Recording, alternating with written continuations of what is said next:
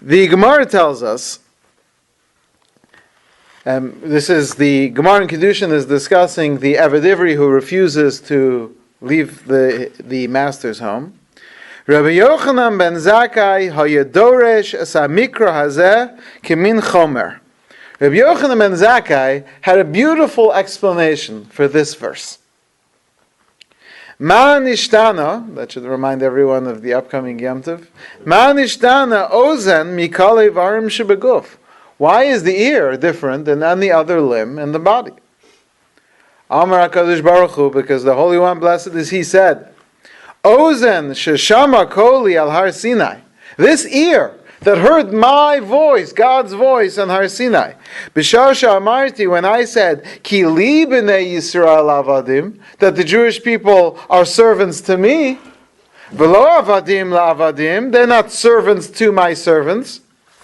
V'halach zeh, and this man, this servant has the audacity. V'kana adon la'atzmo, and he acquired for himself a master. Yiratzah, let him be drilled in his ear, because it's the ear where the mistake was made. And therefore, in order to teach him this lesson, we put a hole in his ear. Rabbi Shimon ben Rabbi, hayodorish samikra azeh kimin chomer. Rabbi Shimon ben Rabbi also had a beautiful explanation for this verse. Man ishtana deles umezuzah mikol kelim shebabayis. Why is the door or the doorpost different than any other vessel or part of the house? Why should we drill his ear specifically against the door? Amar HaKadosh Baruch Hu, said the Holy One, blessed is He. Deles umezuzah, the doorpost, shahayu edim b'Mitzrayim, who were witnesses in Egypt. When I passed over the lintel and the doorposts, and I said, Kili b'nei Yisrael avadim, the Jewish people are my servants. V'lo avadim la'avadim, not servants to other servants. V'hotzeisim me'avdos l'cheres, I took them from slavery to freedom. And this person went and acquired for himself a master. Yiratzah b'fneim, let him be drilled in front of that master. This Gemara, the Gemara itself refers to it as Kimin Chomer. These are beautiful explanations. But actually, there are so many questions on this Gemara just to understand the simple understanding of the Gemara. Namely, let's begin with, why is he being drilled in the ear? Because this ear heard on Har Sinai, heard what? Hashem's voice. Saying what? Anochi Hashem Elokecha. That's not what it says. It says, Ki li b'nei Yisrael avadim. The Jewish people are my servants. Doesn't say that. Hashem didn't say that. That's a verse that appears later in the Torah, which it all comes from Hashem. But you can't say the voice that heard, or the ear that heard my voice declare, Ki li b'nei Yisrael avadim, that the Jewish people are my servants, as if that statement was made on Har Sinai. It wasn't. It was given to Moshe to pass on to the Jewish people. But it was, in a way, by saying Anochi Hashem Elokecha and Lo Yeh Elohim Acherim. That's having idols. That's having idols. Having those, that makes Hashem the only one to whom we should be serving. Okay, but you're reading into it. You can't say that's the ear. That's definitely not the ear that heard it. Maybe the brain that interpreted the verse properly. And that's the... Okay. Secondly, why? At what point did he transgress this? At what point does he transgress this prohibition, seemingly, of not being a slave to someone else? After being a slave for 6 years. So why after 6 years? Don't we know that although our parsha is discussing someone who stole and didn't have money to pay back, so he's sold as a slave. But there's another way that you can become a slave. What's the other way? A person can sell himself as a slave if he doesn't have money to live. Mm-hmm. So that guy, he should be drilled the day that he sells himself. Furthermore, Cheshik Shlomo is a dayan in Vilna. He has comments on the Gemara. In the back of the Gemara in Kiddushin, he has a great question. He says, why does the Torah permit for a person to sell himself as a slave? If it's a prohibition. It's enough of a prohibition. Let me stress this. There are prohibitions which you get the death penalty for. And there's prohibitions which you get lashes for. This is the only prohibition in the whole Torah for which you get maimed for. You get a hole in your ear for. So the Cheshik Shlomo says, if that's true, that this is such a serious prohibition that the Torah would give you this strange punishment, then why does the Torah allow you to sell yourself as a slave? So the Cheshik Shlomo gives an explanation in the world of Pshat. We'll get to other explanations soon. But just the simple understanding in the world of Pshat. He says that there's a difference between someone who volunteers to work somewhere and someone who is forced to work somewhere. He says the definition of a slave, of a servant, is someone who doesn't have a choice over what they are doing with their life. And a free person is someone who has a choice. Which means that you can have people who work 80-hour weeks. You can have people who are under so much stress that they can barely function, but they're not slaves because they choose to have that job. But if I compel someone to do a certain kind of work, even if it's only 10 hours a week, even if they live a comfortable life the rest of the time, that's a slave, that's a servant. That's what the Cheshik Shlomo says. So he says, as long as he was being sold by Beis Din, but for only 6 years, or if he sells himself for a certain amount of time, at that point he's not a slave. Even though he was sold because of his theft, it's still like he's in his own domain. As soon as he has the ability to go free, and he insists on working for what's the equivalent of forever, even though it's only till Yovel, at that point he's removing his definition or his title of freedom, and instead making himself a slave, and that's why he transgresses. Says the Cheshik Shlomo, there's a fascinating halacha. There's a halacha in Shulchan Aruch, based on the Gemara, that poel yachol lachzor bo. If you hire someone to paint your house, and that person in the middle of the day says, I'm sorry, I simply am no longer interested in painting your house. So you cannot sue this person to continue to work. You might be able to collect, in certain cases, damages if you lost something because of it. You might, whatever the situation is, maybe for other things. But you cannot force someone to work. Poel yachol lachzor bo. A worker can quit at any time. Again, we're not dealing with what the outcome of that might be, what the fallout of that might be. But he's allowed to quit, he has that right, and he cannot be forced to come back. So says the Cheshik Shlomo, that's because of this rule. Because ki li b'nei Yisrael avadim, the fact that I could leave, if I want to, allows it to be. I should point out, there's some interesting halachos. We're not dealing with halacha l'maisa here, but there's actually halachic issues with signing a long-term contract for certain kinds of jobs because they are considered on some level a kind of slavery. Again, we're not dealing with the actual halachas of that.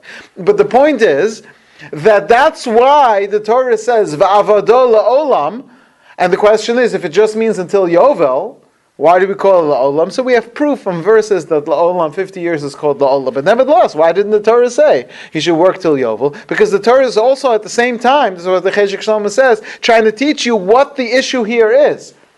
The problem with this person who refuses to leave is that he's relinquishing the cherus, he's relinquishing the freedom, the freedom that every person is entitled to, and which you're supposed to use to be kili b'nei Yisrael avadim. This person is giving it away, and that's why he is punished in this way.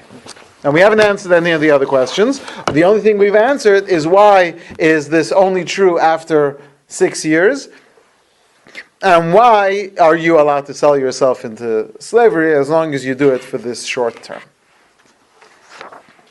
The Kli Yakar has a very long explanation on these verses. But I just want to, in the world of Musar, to share with you one paragraph within this Kli Yakar. Listen to these powerful words.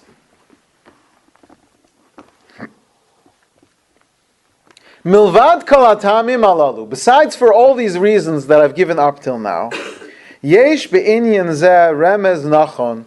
There's an appropriate allusion. L'chol ha'ivrim shebemachne ha'ivrim.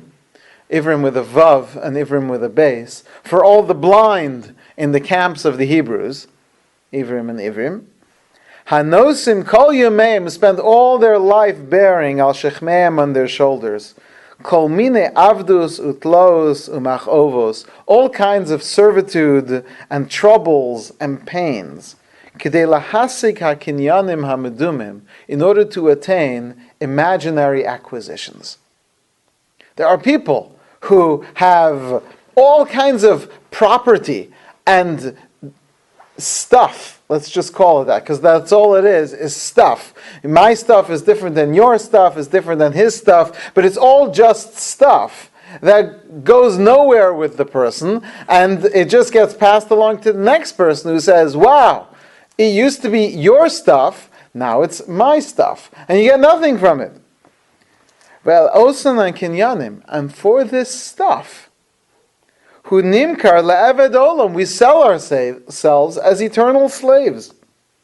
V'toan, so what do we say? What do we do to defend ourselves for all this? V'toan, so he argues, shu muchrach lasos bekesef u'bezav, I got to make money, b'shvil ishto u'bana, for his wife and children, to support the family.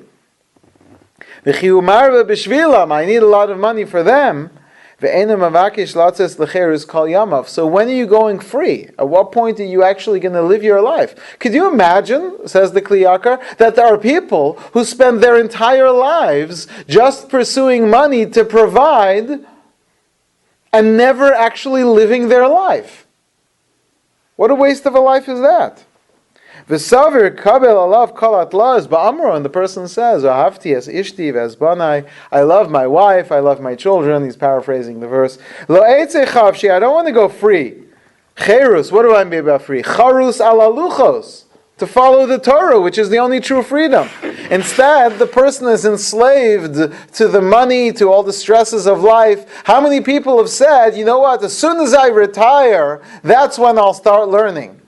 Not right after retire. Right after retire, I'm going to vacation, because I need to, you need to transition, you got to recover. And then after that vacation, then not after the vacation, because you can't go straight into learning, because that's, so I'm going to retire, then I'll vacation, then I'll first just get my hobbies in place. And once I've got my routine and I feel comfortable not then, but right. So that's how life goes. We're pushing things off all the time.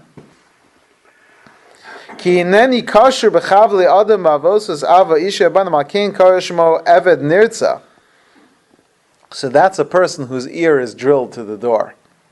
The person never gets to rest. Ad im asher kila behevel yamav ushnosav bebahala v'tirdas shona zu mizu, until all his life he's just chasing, putting out the particular fire that he's dealing with at this time, dealing with the particular stress of that time, telling himself next week, next year, next lifetime is what it ends up being. Ubemoso lo yalveu ishto ubanav kimat pesach kivro. And all those people with all that stuff, they will walk with you all the way to the door. And then at the kever, they cover the person up. And what that person has accomplished in their lifetime, that's based on the choices they've made. A powerful remez from the... so he says...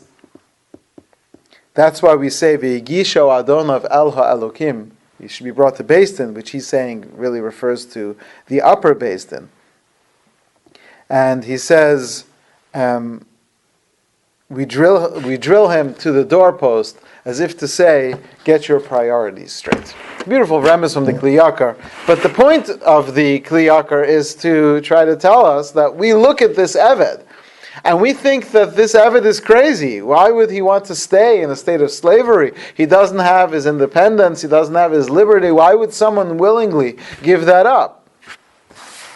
And the Kli Yakar says, before you go to that question, ask yourself why you do the same thing.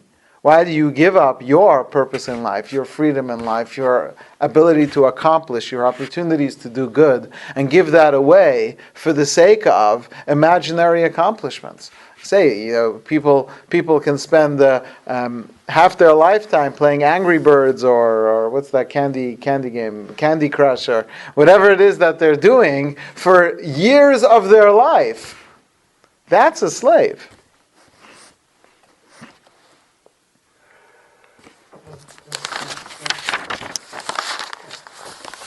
The Ben Ish Chai, in his commentary to the Gemara, asks the question we asked before. He says that the verse, Ki li b'nei Yisrael avadim, this verse, which the Gemara says is the reason why he gets drilled in the ear, because it's the ear that committed the sin of hearing Ki li b'nei Yisrael avadim, that the Jewish people are my servants, and it refused to listen, and that's why he gets drilled in the ear. So he asks this question, which we asked before, which is, but that verse wasn't stated at Har Sinai. But he asks another question. He says, if anything which we heard directly from Hashem, we should get drilled in the ear for, he says we should get drilled for all 10 commandments. If a person breaks Shabbos, we should say, this ear which heard Zachar es Yom HaShabbos L'Kacho, and he refused to listen, he should get drilled in the ear. If a person doesn't honor their parents. But we didn't hear that. So you're going to take the approach of that side of the Medrash, that only the first 2 commandments were heard directly from Hashem. Now, that's again making the assumption that you explained before, that Ki li b'nei Yisrael avadim is in that commandment, but then it should be the first 2 commandments. Okay, but that's not the rule. The rule isn't that if someone worships idols, that we would drill him in the ear, right? If someone makes an idol, we wouldn't do that. But maybe that's it. It's a combination of the first 2 commandments. It's not one command. Like we don't drill somebody in the ear because they don't believe in Hashem. Well, why not? Why not? According to this, it's hearing both of those together. Both of those together make the Israel. Are you saying someone who sells himself as a slave doesn't believe in Hashem? Or someone who wants to stay as a slave? Borders on. Well, at least they don't want to make Hashem their only master. Let's put it that way. Okay, I still would think that actual making of an idol should at least be the equivalent of that. That's okay. So the Ben Ish Chai offers the following suggestion. He says that when somebody behaves this way, when someone has the opportunity to live a life of their own choosing and instead gives it all away for the sake of ahavti es adoni es ishti es banai, that's a person who has no control over their priorities and their desires. And he says that the true servitude of this person is to their inclination. That is the ultimate eved to the Yetzer Hara, to the evil inclination. So he says that maybe if a person commits a sin, so that doesn't make them a slave to that sin. It doesn't mean they're lost, it's an individual act. But someone who gives away their entire existence for the sake of a specific indulgence, that's the greatest self-enslavement and self-destruction possible. What are you saying is the indulgence? Well, the Ishti and his Banai and this. Wanting to have a family? Well, he's got a family because you can only be given a wife if you already have a wife at home. Right? So, because that's what it says in Begapo Yavu. If he comes alone, he leaves alone. In Baal Ishahu, then the master can give him. So he has a family at home, but he is gotten lost in this new family and is walking away from his old family, and all because of whatever situation that he wants to live in. This is not a Jewish woman either. This is a shifcha. So this kind of getting completely lost in his internal desires to the point where he throws away everything that's important to him, that's bigger than a specific sin. This is the greatest act of self-destruction. Could it also be looked at that the person realizes his inclination to his evil inclination is so strong that if he had no responsible Rabbi mentor in a Torah sense, that he would go astray, and therefore he's decided to bind himself and his ear and the doorpost, the mezuzah, to a Torah authority whom he respects. Well, which Torah authority has he? What are we referring to? If there was someone, I'm just. Well, we'll get to, if you're becoming a servant of Hashem, that's freedom. But we're talking about this person who wants to live this life where he doesn't have the rules and restrictions and expectations and requirements that he would otherwise have. So that's the assumption that he doesn't want the Torah. We haven't said that he doesn't want the Torah. He does want this specific life, and he's throwing away his independence and freedom for that sake. We haven't gone further than that. Okay. So he says that what are we doing? We're connecting the Adam, this person, we're taking his ozen, his ear, and drilling it through the deles, or the mezuzah, or even you can add the word martzea, which he doesn't say. So Adam, ozen, deles, mezuzah, martzea, all of those form the word Adam. Because what we are trying to say to this person is that you have given away your humanity. Because freedom is synonymous with humanity. And to a certain extent, enslavement is becoming much like an animal, much like one who follows after their instincts and gives away that free will. That's why when Abraham refers to those who are not free, he refers to them as shvulachem po im hachamor, and we say that's im adom el hachamor, that Eliezer, because he was a slave, he was more like a chamor than he is a person. He's like a pack mule, because people who have no real sense of responsibility, no real purpose in life, are much closer to being animals than to being people. Okay, but that still doesn't explain why we're drilling the ear. And this is maybe to what you're getting to. And that's what I want to explain like this. The ear is the doorway by which a person can bring Hashem into themselves.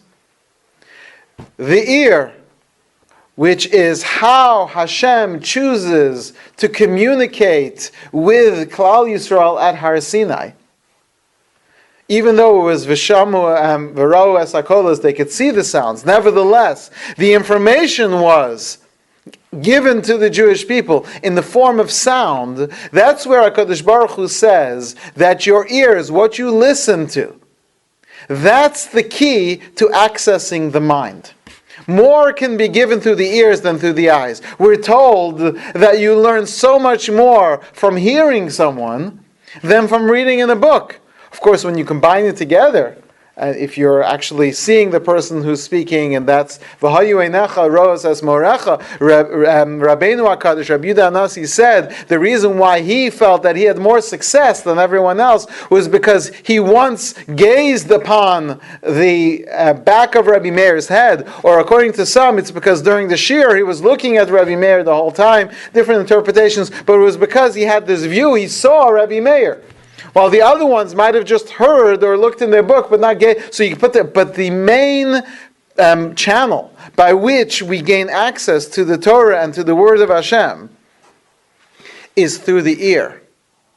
And so this person who is not allowing the Word of Hashem to access them, to reach into their mind and to have an effect on them, that means they have a hole in their ear, which is the doorway for us to bring Hashem into our lives. And so we drill his ear by the door. Beautiful explanation from the Ben Ish Chai. Well, he doesn't quite say those words. Maybe I'm putting a bit more into it. But the point is that that's the remez, that's the illusion of the opening into the doorway. But if I may, I'd like to take this to a much deeper level. Rabbeinu Bachya says a very puzzling thing. He says that the deles, the door, is the dalad of the pasuk Shema Yisrael Hashem Elokeinu Hashem Echad.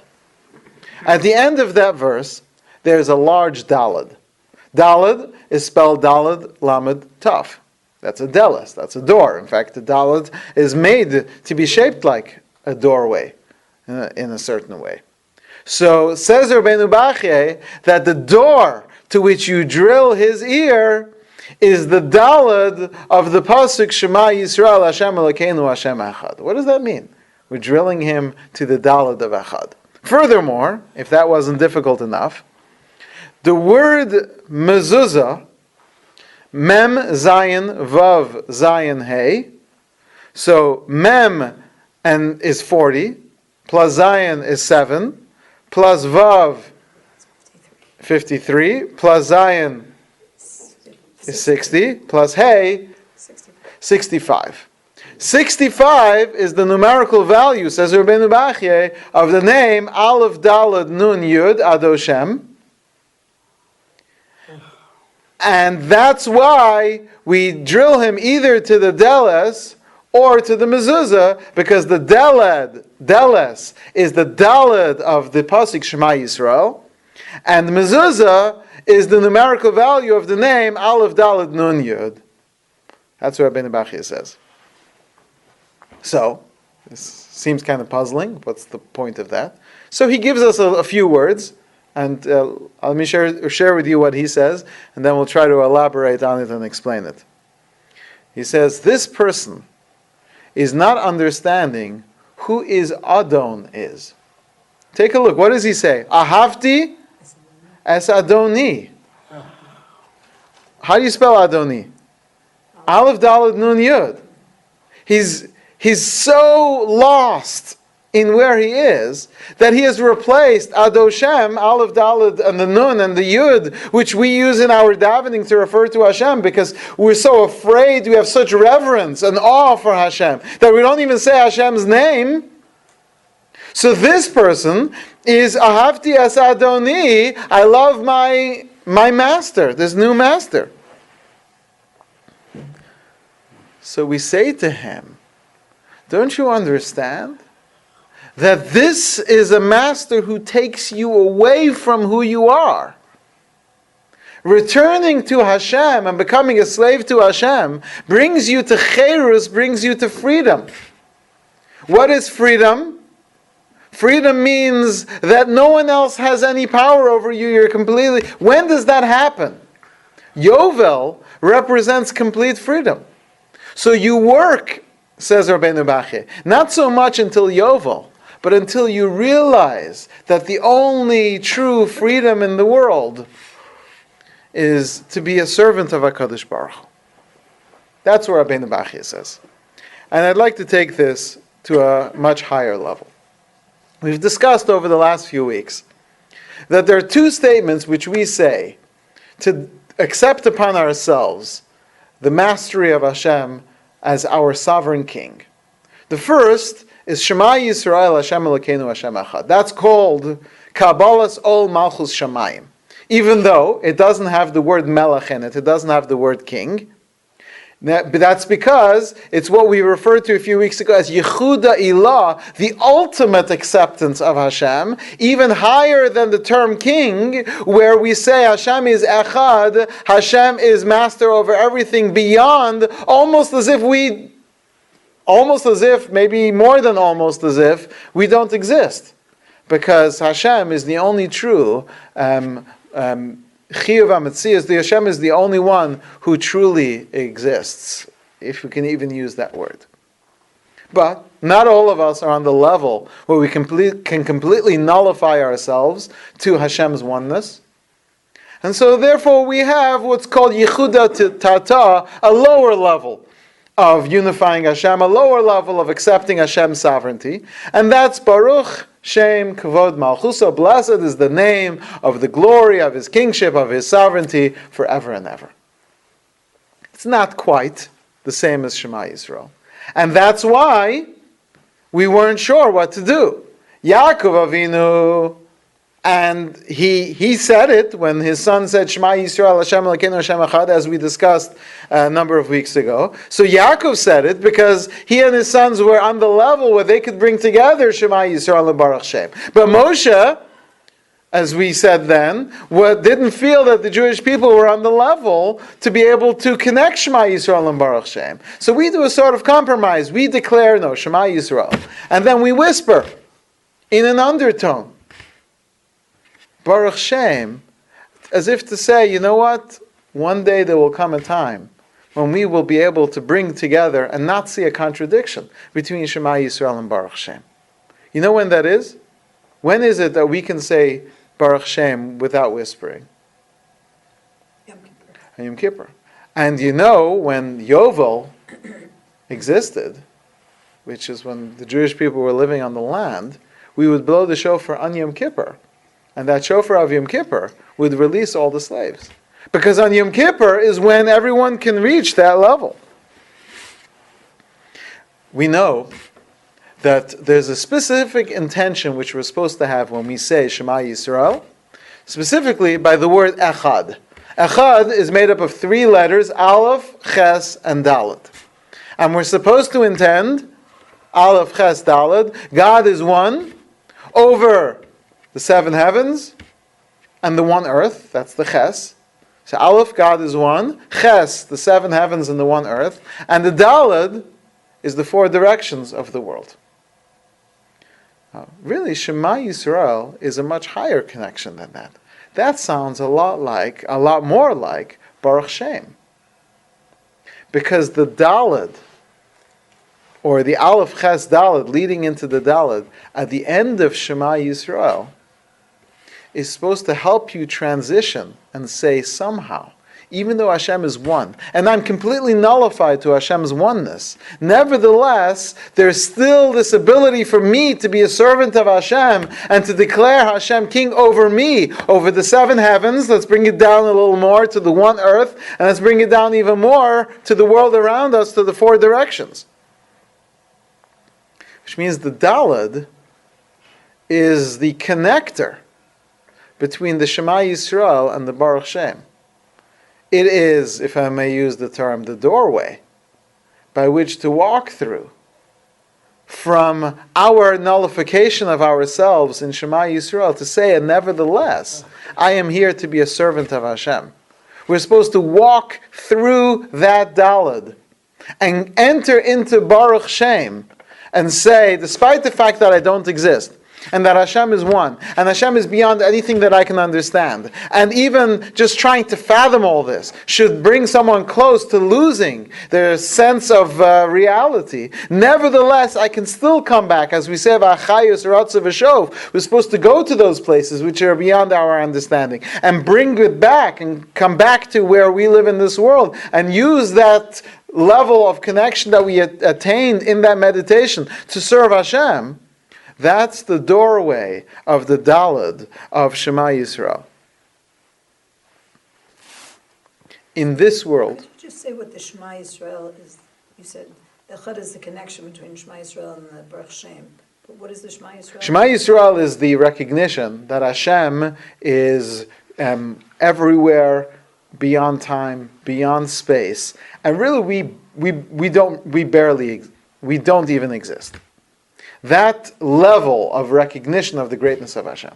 Why is it just Shema Yisrael? Why not Hashem Elokeinu? Because that's Hashem Echad. That's really, Hashem is one. That whole line, that's called Yichud Ilah. That whole line of, it looks like there's Hashem, it looks like there's an Elokeinu, and we say, no, you don't have different midas. It's all Hashem Echad, it's all one, everything's from Hashem, it's all within one, there's no plurality, there's no multiplicity. Hashem is all-encompassing, overwhelming, the whole world is filled with Hashem, Maloch ha'aretz kavodo. All these meditations and understandings which we have about how we understand our connection to Hashem, it should lead us to this place where Echad means that we don't exist.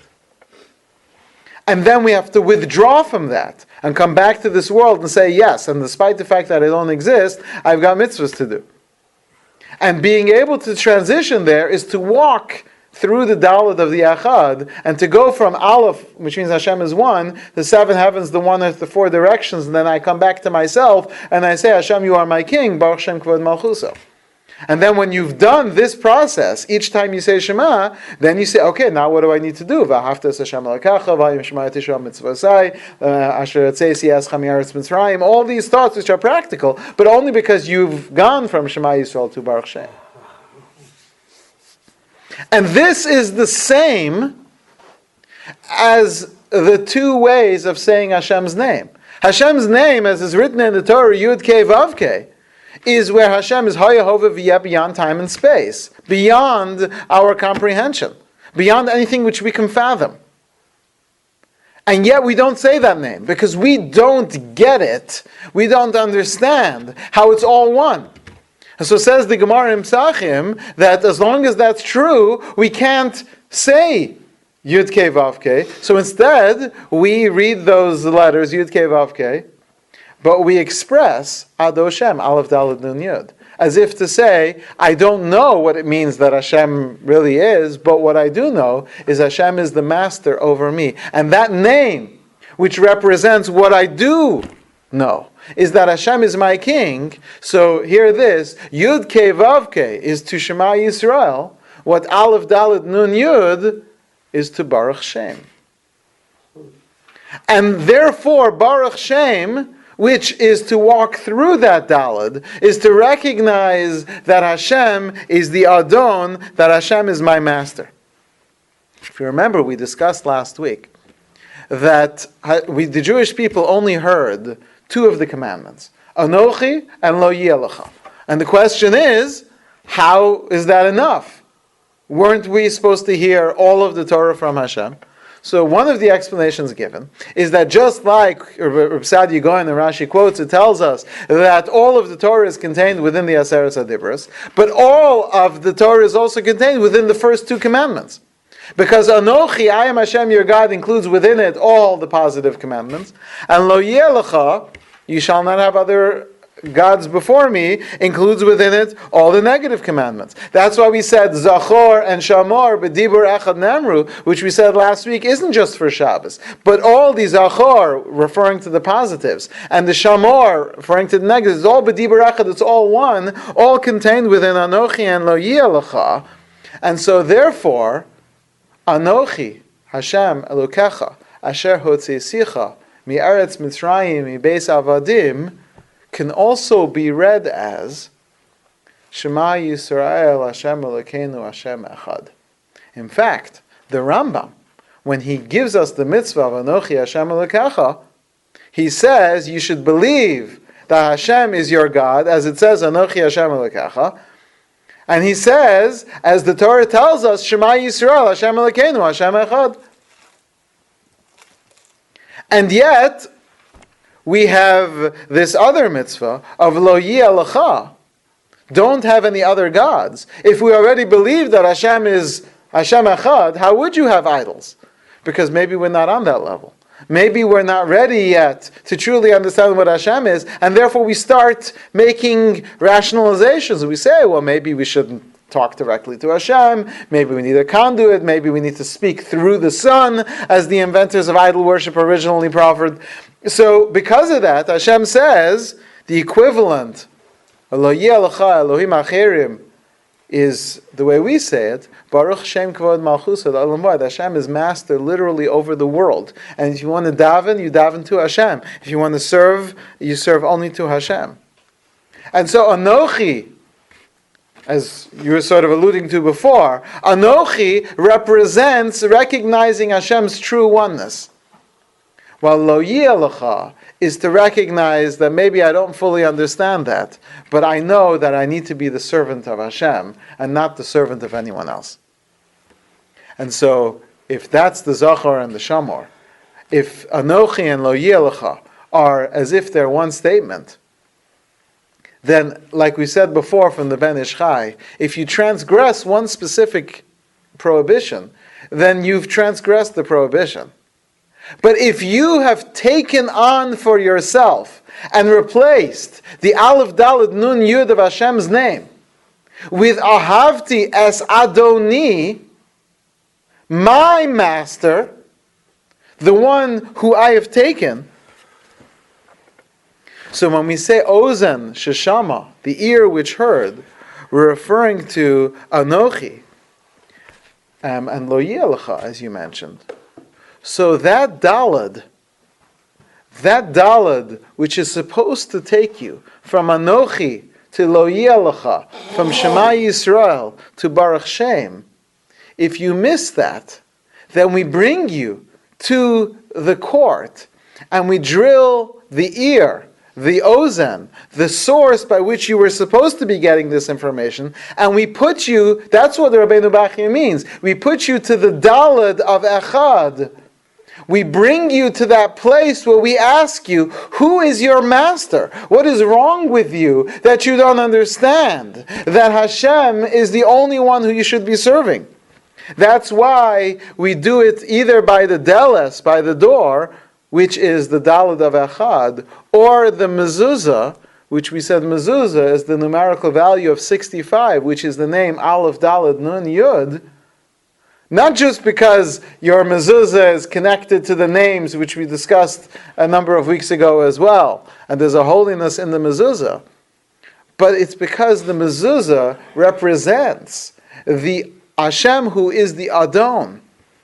If you remember, the Gemara said, the language that we read in the Gemara was, why the delis of the mezuzah more than any other part of the house? It's because I skipped over the mashkof and the mezuzah of the Jewish people in Egypt when I said, Ki li b'nei Yisrael avadim. So, when I asked before, where did the Jewish people hear the words, Ki li b'nei Yisrael avadim? At Har Sinai, so you said, well, maybe it was Anochi and Lo Yeh Lecha, right?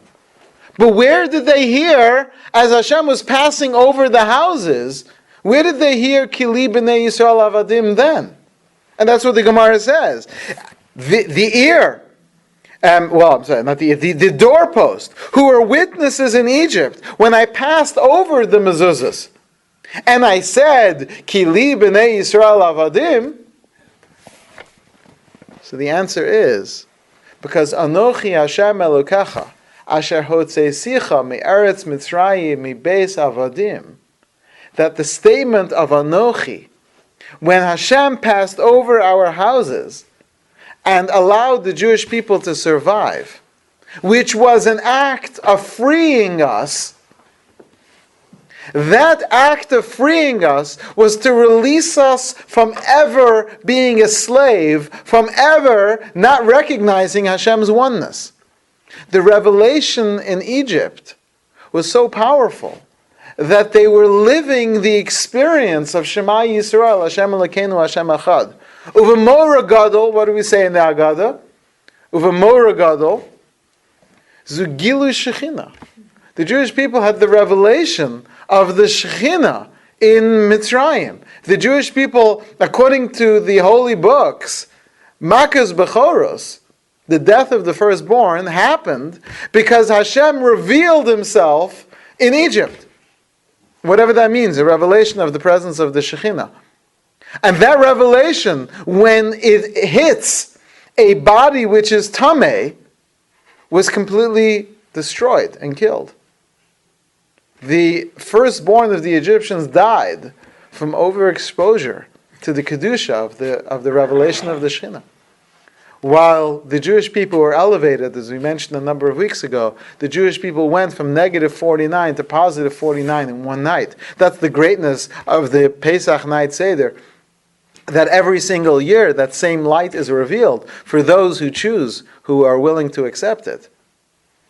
And the goal of the Pesach Seder, as is every year it should be, is to reach the point where ani v'lo malach, ani v'lo saraf, ani v'lo hashaliach, echad mi yodea, echad ani yodea, echad Elokeinu shebashamayim v'haaretz, the whole Pesach Seder is all one big giant recitation of the Shema.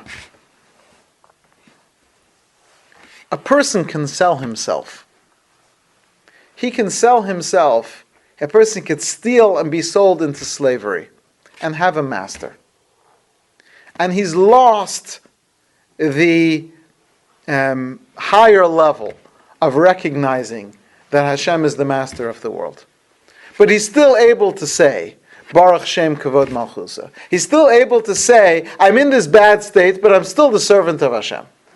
When the person takes it to that next step, when the person gets so lost, as the Kli Yakar says, so lost in their interests and desires for this world, that a person could, while they have their hands over their eyes, why do we put our hands over our eyes by Shema? As if to say the whole rest of the world doesn't exist. So if instead he puts his hand over his eyes and says, this is a good time for me to hide myself away from other people so that I can focus in on what I need to do for business today. If a person takes their opportunities for spiritual growth and instead uses that time and that energy when he's standing before Hashem davening, and uses that time to lose themselves in whatever their particular enslavement of choice is, such a person is throwing away the true freedom of being a servant of Hashem. So we need to take this person's ear. What's the first word in the great expression of Yichud? Shema Yisrael.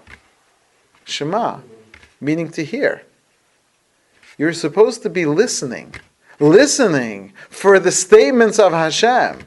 Ki li b'nei Yisrael avadim, and the Gemara Darshans and Mishnah and Perkei Avos, charus ala luchos, etched into the luchos, and we'll see the sixth parak, charus meaning cherus, there's a freedom. Because what happened was, when Adam Arishon ate from the tree, from the Eitz Hadas, we get filled with this poison, the poison of the serpent, which is the worst kind of enslavement, because it makes us think that when we escape and do something that we really want to do, that's a freedom for us. That when I open my eyes and now I see Tov and Ra, it felt like they got this epiphany, this realization. That's what it felt as the Zuhama of the Nachash flooded through their veins. They felt like they now knew, they understood, they could see for the first time. But it was all hallucination. It was all imaginary. indulgences in this world. Marba basar, marba rima. The more you indulge in this world, the more that you eat and have more flesh, the more maggots. And we miss that. We miss that because we think that we're going to be free to indulge. And in truth, that's the greatest enslavement. So va'avado la'olam. La'olam means until Yovel. Until the shofar is sounded. And the shofar isn't just the shofar which announces that all those who are enslaved can go free. But the shofar represents the shofar of Mashiach. That shofar of Mashiach across him dror, and everyone returns to their family. Because what's going to happen is in the future, when the shofar will blow, ubahu ha'ovdim, all the people who are lost, in the land of Ashur, in Mitzrayim, all the people who are lost today in Mitzrayim. Each of us has our own personal Mitzrayim. And when we come back from being lost in that Mitzrayim, we will realize, what have we been doing? And everyone has moments like that in their life. But it's not powerful enough to really make us change for most people. The lesson of the Eved Ivri. The Eved Ivri is us. Sheish shanim ta'avod, for 6 years, for 6,000 years that this world was created, for us to work. But Bashvi, the 7th year comes, and we're going to be free. We are going to realize. Let's not wait until that happens. A servant has the right to buy himself back. If you give the money, if you return the payment at any time early, a slave can leave early even before the 6 years are up.